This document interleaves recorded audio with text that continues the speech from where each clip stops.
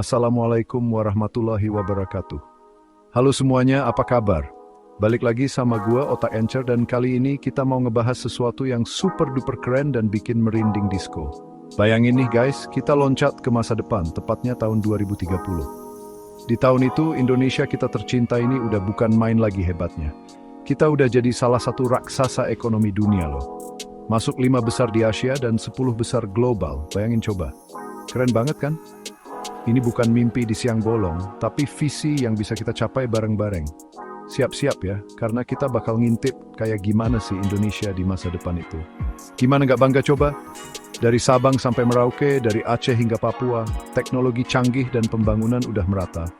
Nggak ada lagi tuh cerita daerah tertinggal, semuanya maju pesat. Sekolah-sekolah udah modern, rumah sakit fasilitasnya lengkap, jalanan mulus, internet kenceng di mana-mana. Bayangin anak-anak di pelosok desa bisa belajar dengan teknologi VR. Petani panennya melimpah berkat bantuan AI, dan UMKM kita go international dengan mudahnya. Ini bukan cuma soal gedung tinggi, tapi kualitas hidup masyarakat Indonesia yang meningkat drastis. Pokoknya Indonesia di tahun 2030 itu benar-benar jadi negara idaman, tempat di mana semua orang punya kesempatan yang sama buat sukses dan bahagia. Nah, di video kali ini, gue Otak Encer bakal ngajak kalian semua buat menjelajahi beberapa kemungkinan paling menarik yang bisa terjadi di Indonesia tahun 2030. Kita bakal lihat gimana ibu kota baru kita yang super canggih, teknologi AI yang udah jadi bagian hidup sehari-hari sampai mungkin nih ya, kita udah bisa liburan ke luar angkasa dari Indonesia. Gokil kan? Penasaran? Sama, gue juga. Makanya, jangan kemana-mana, tonton terus video ini sampai habis. Karena masa depan Indonesia itu seru banget buat kita kulik bareng. Siap-siap guys, let's go. Nah, kita mulai dari yang paling heboh dulu nih. Guys, pasti banyak yang nanya-nanya, gimana nasib Jakarta di tahun 2030? Katanya mau tenggelam lah, banjir terus lah. Eits, tenang dulu. Di tahun 2030, Ibu Kota Nusantara alias IKN di Kalimantan Timur itu udah resmi jadi pusat pemerintahan kita yang baru. Dan ini bukan ibu kota biasa loh. IKN ini dirancang jadi kota cerdas yang super modern dan berkelanjutan. Bayangin aja, gedung-gedungnya futuristik banget, desainnya keren-keren, dan pastinya ramah lingkungan. Semuanya terkoneksi dengan teknologi canggih, bikin hidup di sana jadi efisien dan nyaman banget. Kerennya lagi, IKN ini bakal jadi bukti nyata kalau Indonesia bisa bangun kota masa depan yang bikin dunia kagum.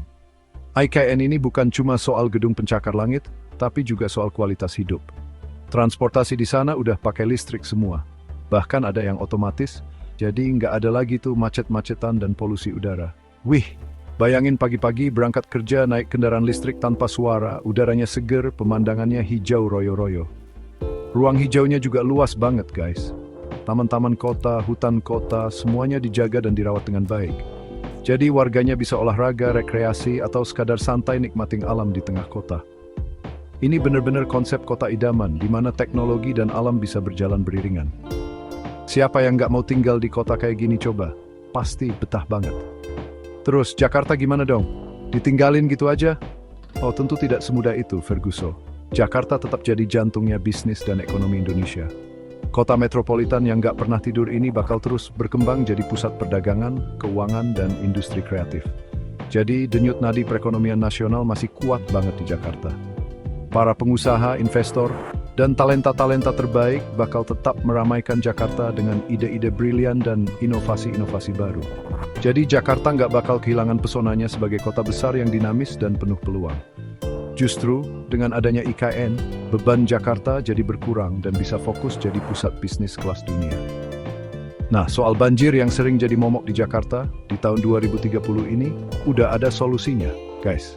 Proyek tanggul raksasa di pesisir utara Jakarta, atau yang sering kita dengar Giant Seawall itu, udah rampung dan berfungsi dengan baik.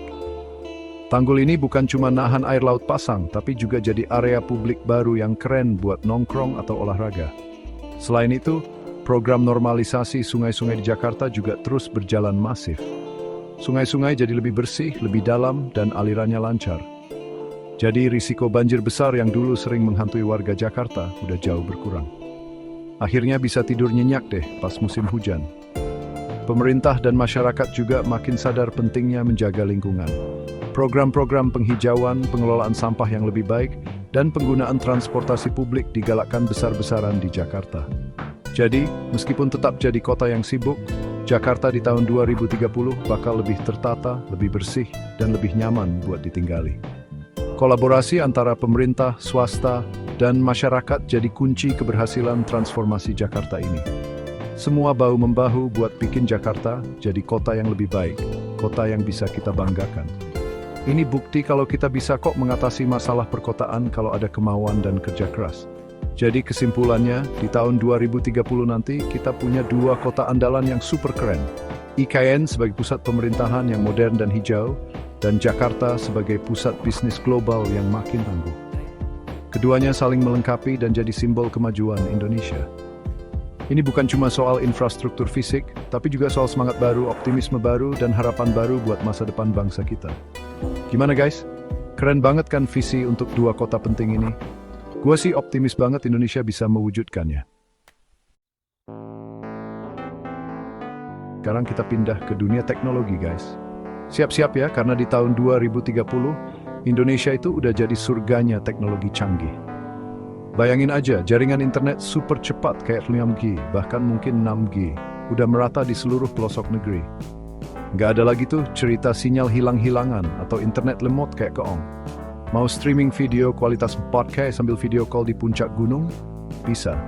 Mau download file segede gaban dalam hitungan detik? Gampang banget. Ini semua berkat infrastruktur digital kita yang udah makin mantap jiwa. Semua orang, dari kota besar sampai desa terpencil, bisa nikmatin koneksi internet yang stabil dan kencang. Dengan koneksi internet secepat kilat ini, startup teknologi kebanggaan Indonesia kayak Gojek, Tokopedia, Traveloka, dan banyak baru-baru, udah bukan cuma jago kandang, tapi udah jadi raksasa teknologi global. Wih, bangga banget nggak sih? Produk dan layanan mereka dipakai sama orang-orang di seluruh dunia. Bayangin aplikasi buatan anak bangsa bisa bersaing sama perusahaan teknologi raksasa dari Amerika atau Cina. Ini semua berkat talenta-talenta digital Indonesia yang kreatif, inovatif, dan gak takut buat bermimpi besar. Mereka inilah pahlawan-pahlawan ekonomi digital kita di masa depan. Gak cuma itu guys, kecerdasan buatan atau artificial intelligence juga udah jadi bagian yang gak terpisahkan dari kehidupan kita sehari-hari di tahun 2030. AI ini bukan lagi sesuatu yang cuma ada di film fiksi ilmiah, tapi udah bener-bener ngebantu kita dalam berbagai aspek. Contohnya nih, di sektor pertanian, AI ngebantu para petani kita buat ningkatin hasil panen secara signifikan. AI bisa analisis data cuaca, kondisi tanah, kesehatan tanaman, terus kasih rekomendasi pemupukan atau irigasi yang paling pas. Hasilnya, panen melimpah, ketahanan pangan kita makin kuat, dan petani kita makin sejahtera. Mantap. Terus di bidang logistik, drone-drone canggih yang dikendalikan AI udah warawiri nganterin barang ke berbagai pelosok desa, bahkan ke daerah-daerah yang sulit dijangkau sekalipun. Bayangin, pesen obat atau kebutuhan pokok, nggak lama kemudian ada drone dateng nganterin langsung ke depan rumah. Canggih banget kan? Ini ngebantu banget buat pemerataan distribusi barang dan nurunin biaya logistik. Nggak ada lagi cerita daerah terisolir karena akses susah. Semua bisa terjangkau dengan mudah dan cepat berkat bantuan teknologi drone dan AI ini. Luar biasa. Di dunia pendidikan juga nggak kalah keren, guys. Pembelajaran online atau e-learning udah jadi hal yang biasa dan kualitasnya makin top marko top. Dengan bantuan AI, platform belajar online bisa kasih materi yang dipersonalisasi sesuai kebutuhan dan kemampuan masing-masing siswa. Jadi anak-anak dari Sabang sampai Merauke bisa dapetin akses ke pendidikan berkualitas tanpa harus pindah ke kota besar. Guru-guru juga bisa manfaatin AI buat bikin materi pelajaran yang lebih menarik dan interaktif. Ini benar-benar revolusi di dunia pendidikan kita, yang bikin semua anak Indonesia punya kesempatan yang sama buat meraih cita-citanya. Pokoknya, di tahun 2030, teknologi AI dan konektivitas super cepat ini udah meresap ke semua sendi kehidupan masyarakat Indonesia. Dari cara kita bekerja, belajar, berbelanja, sampai cara kita berinteraksi satu sama lain. Semuanya jadi lebih mudah, lebih efisien, dan lebih produktif. Indonesia benar-benar jadi negara digital yang maju dan inovatif. Dan yang paling penting, teknologi ini kita gunakan untuk kebaikan bersama, untuk meningkatkan kualitas hidup seluruh rakyat Indonesia. Gimana guys, kebayang nggak serunya hidup di era digital Indonesia 2030? Pasti keren abis. Oke guys, dari teknologi digital, sekarang kita beralih ke sesuatu yang nggak kalah pentingnya, yaitu energi. Di tahun 2030, Indonesia udah jadi salah satu pemain utama di kancah energi terbarukan global. Keren banget kan? Kita nggak lagi terlalu bergantung sama energi fosil yang bikin polusi dan ngerusak lingkungan. Sebaliknya, kita udah maksimalin potensi energi hijau yang melimpah ruah di negeri kita tercinta ini. Ini bukan cuma soal ikut-ikutan tren global, tapi komitmen kita buat jaga bumi dan warisin lingkungan yang lebih baik buat anak cucu kita nanti. Semangat energi bersih ini membara di seluruh Nusantara. Salah satu primadona energi terbarukan kita adalah pembangkit listrik tenaga surya alias PLTS. Bayangin, PLTS terapung raksasa di Waduk Cirata, Jawa Barat itu udah diperluas lagi dan jadi salah satu yang terbesar di dunia. Panel-panel surya berkilauan di atas permukaan air, menyerap energi matahari sebanyak-banyaknya buat diubah jadi listrik bersih. Gak cuma di Cirata, PLTS juga udah banyak dibangun di daerah-daerah lain, baik di darat maupun di atas air. Atap-atap rumah, gedung perkantoran, bahkan fasilitas publik banyak yang udah dipasangin panel surya. Jadi, kita bisa panen energi matahari sendiri. Hemat dan ramah lingkungan. Selain matahari, Indonesia juga kaya banget sama potensi panas bumi atau geothermal. Nah, di tahun 2030, pembangkit listrik tenaga panas bumi di berbagai wilayah, terutama di Sumatera dan Sulawesi, udah beroperasi dengan kapasitas yang jauh lebih besar. Uap panas dari perut bumi diubah jadi listrik yang bisa menerangi jutaan rumah dan menggerakkan industri. Energi panas bumi ini stabil banget, bisa diandalkan 24 jam sehari dan pastinya bersih tanpa emisi karbon. Ini benar-benar anugerah alam yang luar biasa buat Indonesia. Dan kita udah berhasil memanfaatkannya secara optimal. Jadi pasokan listrik kita makin aman dan ramah lingkungan. Gak berhenti sampai di situ guys. Indonesia di tahun 2030 juga udah mulai jadi pemain penting dalam ekspor hidrogen hijau. Apa tuh hidrogen hijau? Ini adalah hidrogen yang diproduksi menggunakan energi terbarukan. Jadi benar-benar bersih dan gak menghasilkan emisi. Bayangin, kita bisa produksi hidrogen hijau dalam jumlah besar, terus diekspor ke negara-negara maju kayak Jepang dan Korea Selatan yang lagi butuh banget sumber energi bersih ini. Ini bukan cuma nambah devisa negara, tapi juga nunjukin kalau Indonesia punya peran strategis dalam transisi energi global. Keren banget kan jadi negara pengekspor teknologi dan energi bersih. Dengan dominasi energi hijau ini, kualitas udara di kota-kota besar Indonesia jadi jauh lebih baik. Langit biru jadi pemandangan sehari-hari, polusi udara berkurang drastis, dan masyarakat jadi lebih sehat. Kita bisa hirup udara segar tanpa khawatir lagi. Selain itu, ketergantungan kita sama impor bahan bakar fosil juga menurun. Jadi devisa negara bisa dialokasikan buat hal-hal lain yang lebih produktif, kayak pendidikan atau kesehatan. Ini benar-benar win-win solution, baik buat lingkungan maupun buat ekonomi kita. Indonesia jadi contoh negara yang berhasil melakukan transisi energi dengan sukses. Jadi, di tahun 2030, Indonesia bukan cuma hijau karena hutan-hutannya yang lebat, tapi juga hijau karena sumber energinya yang bersih dan berkelanjutan. Semangat buat manfaatin energi terbarukan ini udah jadi gerakan nasional, didukung sama pemerintah, swasta, dan seluruh lapisan masyarakat. Kita semua sadar kalau energi bersih adalah kunci buat masa depan yang lebih baik. Gimana guys? Optimis kan kalau Indonesia bisa jadi juara energi hijau dunia? Gua sih yes banget. Ini befrumenjai ke most binita. Siapa yang suka kesel sama macet atau perjalanan jauh yang makan waktu berhari-hari? Tenang guys, di tahun 2030 urusan transportasi di Indonesia udah naik kelas banget. Bayangin nih, proyek kereta cepat yang menghubungkan Jakarta sampai Surabaya itu udah selesai dan beroperasi penuh. Wih, gokil. Perjalanan yang biasanya makan waktu 10 jam lebih naik kereta biasa, atau bahkan seharian kalau lewat darat, sekarang bisa ditempuh cuma dalam waktu sekitar 3 jam aja. Kebayang nggak sih hemat waktunya? Pagi sarapan di Jakarta, siang udah bisa makan siang rawon di Surabaya. Mantap jiwa. Kereta cepat ini bukan cuma cepat, tapi juga super nyaman dan canggih. Fasilitas di dalamnya lengkap, kursinya empuk, internetnya kenceng, pemandangannya juga indah banget karena lewat jalur-jalur yang strategis. Ini bakal ngubah total cara kita bepergian antar kota besar di Pulau Jawa. Bisnis makin lancar, pariwisata makin berkembang, dan silaturahmi antar keluarga juga jadi makin mudah. Nggak ada lagi tuh drama kejebak macet berjam-jam di Pantura. Naik kereta cepat, sampai tujuan dengan selamat dan bahagia. Ini benar-benar revolusi transportasi darat di Indonesia. Nggak cuma kereta cepat guys. Di tahun 2030, kita mungkin udah mulai ngelihat pemandangan yang lebih futuristik lagi di langit Indonesia. Uji coba mobil terbang, atau yang kerennya disebut eVTOL, Electric Vertical Takeoff and Landing, udah mulai dilakukan di beberapa kota, terutama di Bali dan IKN. Bayangin, mobil terbang kecil tanpa awak atau dengan pilot, bisa terbang vertikal kayak helikopter, terus melaju di udara buat nganterin penumpang. Ini bukan lagi adegan di film fiksi ilmiah, tapi udah jadi kenyataan yang lagi dikembangin di Indonesia. Layanan taksi udara pakai eVTOL ini bisa jadi solusi buat ngatasin kemacetan di kota-kota besar, atau buat ngejangkau daerah-daerah wisata yang terpencil dengan cepat. Misalnya, dari bandara di Bali, mau langsung ke villa di Ubud yang jalannya suka macet, tinggal pesen taksi udara, sampai dalam hitungan menit. Atau di IKN, mau pindah dari satu distrik ke distrik lain yang dipisahkan sama hutan kota, bisa juga naik taksi udara. Keren banget kan? Ini bakal jadi pengalaman transportasi yang unik dan pastinya bebas macet. Siapa yang udah nggak sabar pengen nyobain?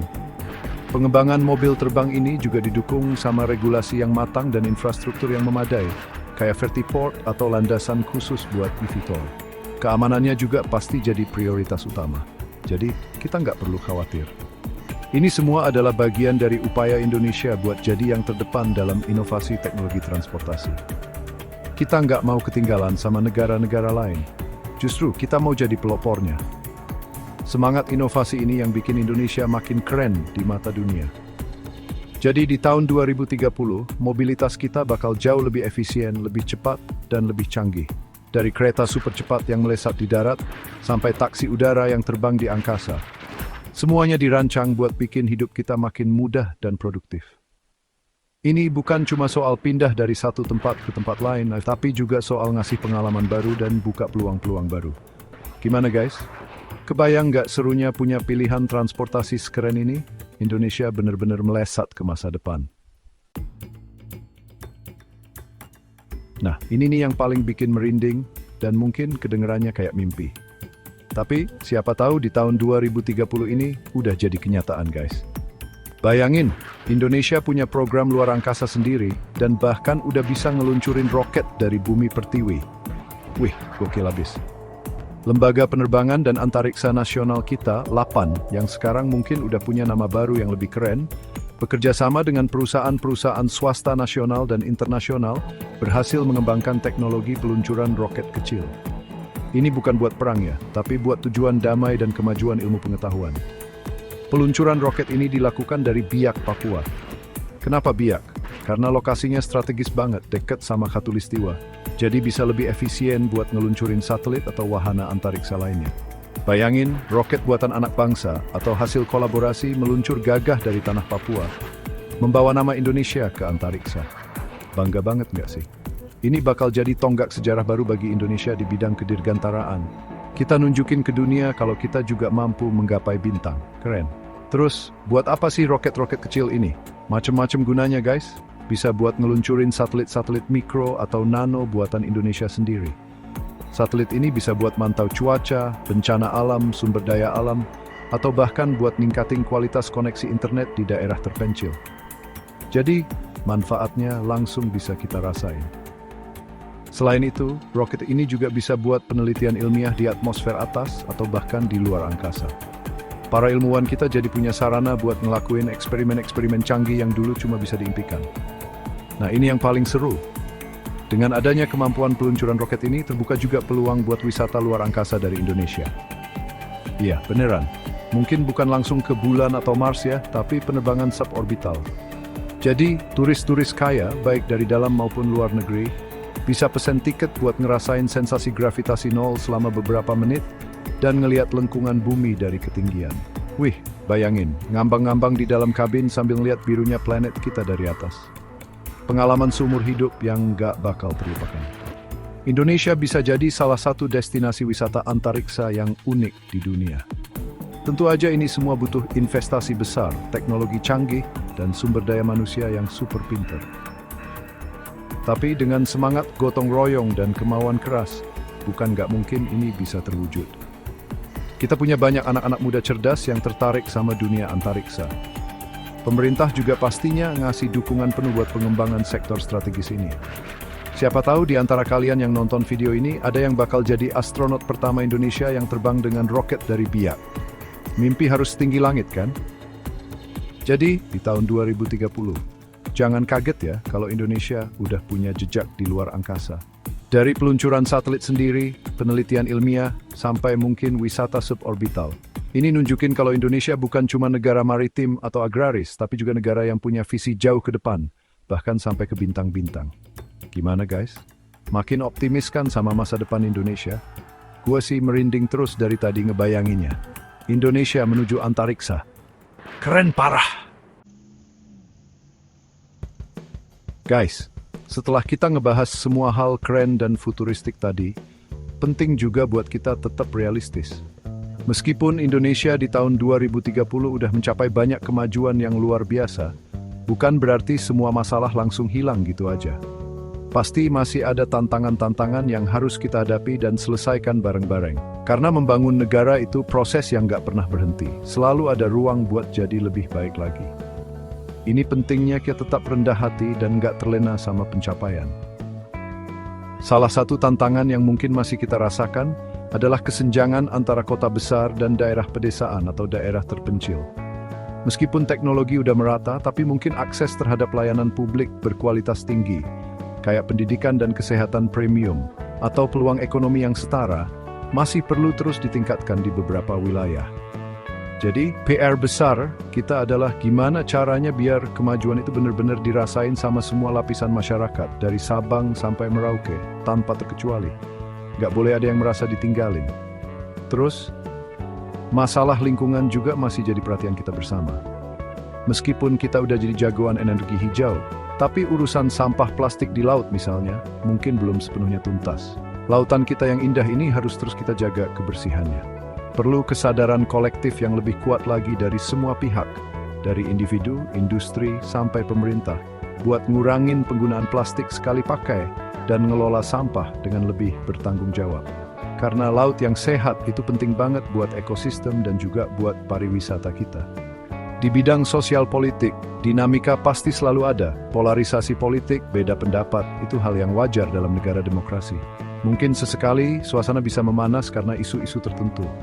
Tapi yang paling penting, di tahun 2030, demokrasi kita tetap kuat dan matang. Masyarakat kita makin cerdas dalam menyikapi perbedaan, gak gampang terprovokasi sama berita bohong atau ujaran kebencian.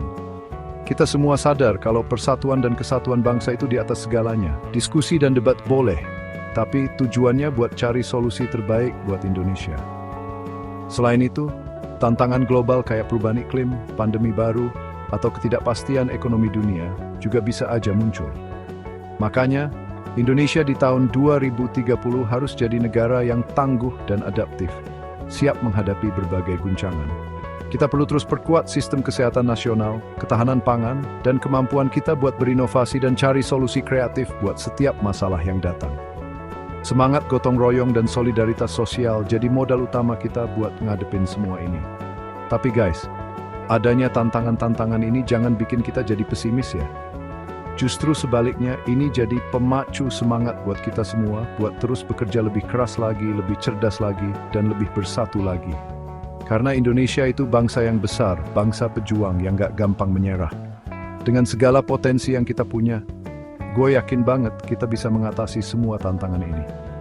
Yang penting, kita hadapi bareng-bareng dengan kepala dingin dan hati yang tulus buat kemajuan negeri tercinta. Semangat terus, Indonesia. Gimana guys?